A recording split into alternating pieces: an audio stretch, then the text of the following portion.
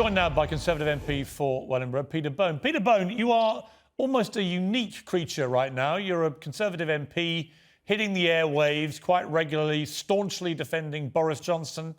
Why? Well, I think most of my Conservative colleagues support the Prime Minister 100%. There's only a minority that don't, and they've never supported the Prime Minister. Do you think Boris Johnson's an honest man? Absolutely. I mean, he was fired as a journalist from the Times for lying. He was fired from a position under Michael Howard for lying about an extramarital affair. People think he's lied about partygate. The track record of honesty is not good. Well, I think you're slightly wrong on what you call partygate. A Metropolitan Police investigation, which cost £500,000, went over many weeks, and 12 detectives were on the case. And he wasn't found guilty of partying. He had one fixed penalty notice when he went into the Cabinet Office, I believe, and he was presented with a cake which he didn't know anything about in advance. And surprisingly, the Chancellor also got a fixed penalty notice when he thought he was going in there for a meeting as well.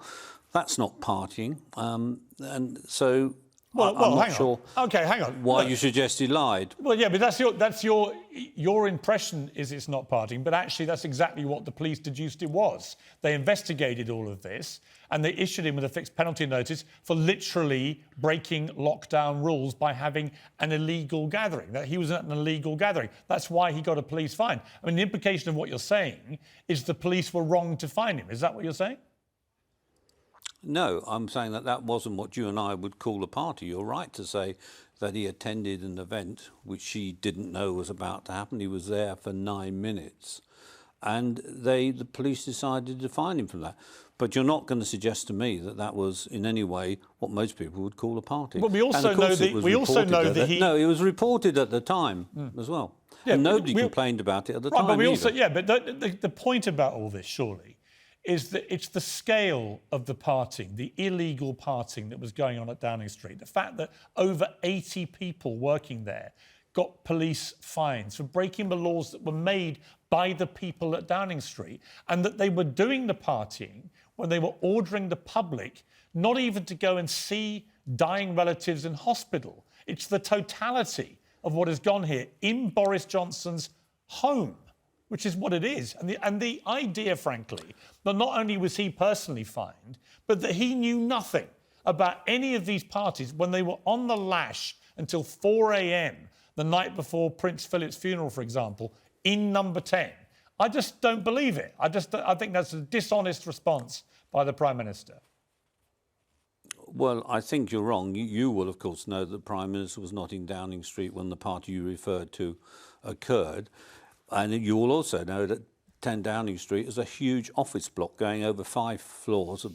And the vast majority of people who were working in Downing Street at the time behaved properly and abided by the rules. Actually, a very large number a large number of them, according to the report we all read last week, they were vomiting, they were fighting, allegedly fornicating, breaking swings belonging to the Prime Minister's son. It was just a completely lawless environment in there. And Boris Johnson may not have been physically there for every one of them, but it's his home. He's the boss. These people all work under him. And there's been no accountability by the Prime Minister for the fact that all this was going on, and he himself got fined as well. And I just ask you, if this had been a Labour Prime Minister, would you have had the same opinion, or would you have taken the view that no serving Prime Minister should ever survive getting fined by the police for breaking their own rules in a pandemic? I certainly would have taken the same view if it had been a Labour Prime Minister. And I take the view that Keir Starmer and his deputy shouldn't resign if they get a fixed penalty notice, because I don't think they thought that they were breaking the rules at the time either. And the fact that there are thousands of people that work in Downing Street. I mean, Talk TV, you're the head of it in many ways. I'm not the head of Talk TV. You are their chief prisoner. I'm not the head of Talk TV. You're the star.